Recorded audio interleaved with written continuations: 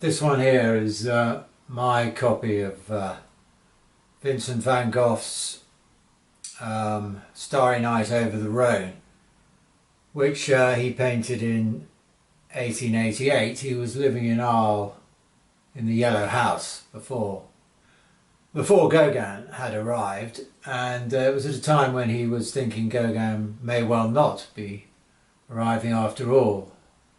His plan had been that he was setting up a studio of artists and that Gauguin would be there and it would all be marvellous, but Gauguin was showing some reluctance, so his thoughts were turning to rather darker possibilities, and he'd recently had news from his brother Theo that he had syphilis and he wasn't getting any better. Certainly he'd had returned for the worse with his health.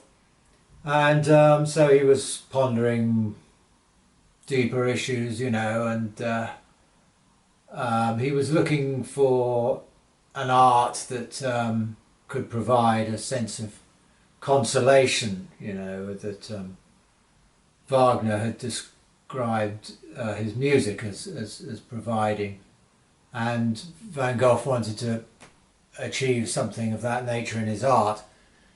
So he started a painting of Christ, I think under a starry sky in the Garden of Gethsemane, which hadn't worked out, and so he ditched it.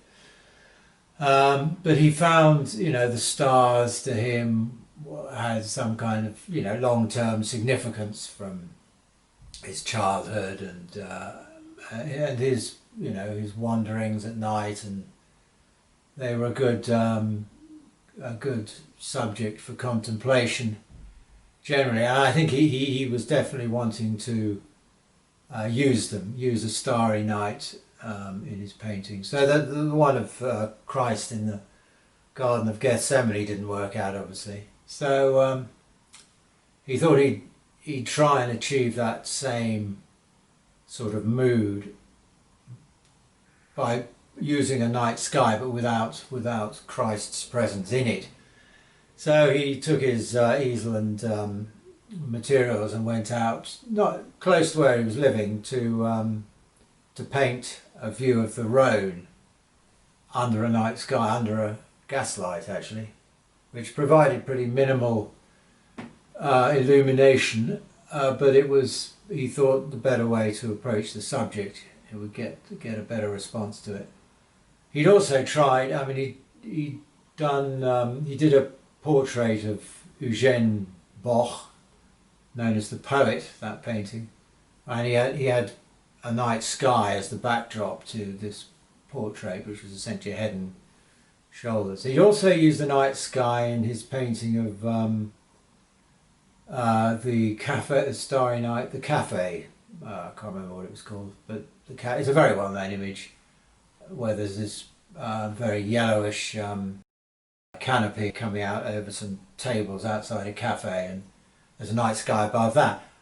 But he wanted something more profound than that, I suppose. So with this image, he painted in situ. He painted the night sky over the Rhone with the stars. I think it was the Ursa Major, constellation, which he used, and their reflections in the water, and these boats in the foreground, and the colours, the deep blues and the glittering or different colours in the stars, and yellows and oranges reflecting in the water.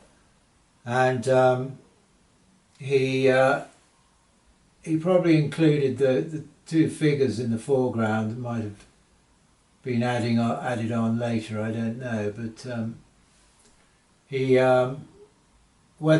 I think he achieved the sort of redemptive, he was looking for some sort of redemptive quality in his art, but he was following in his mind, following very much in the footsteps of an artist called Monticelli, who lived in, who was a very good great, I think, a very good painter, you know, colourist, and he used quite thick paint as well, the way Van Gogh did. He lived in Marseille and succumbed to drink and madness and died before his time. Van Gogh was seeking these sort of qualities of consolation in the use of, rather than, you know, he'd failed in his attempt to use Christ in in an image with the night sky, and he was using the stars and the big infinite canopy of the night sky and the twinkling stars that represented him, some kind of hope, possibilities, light in the night sky, light in the darkness, all that kind of stuff.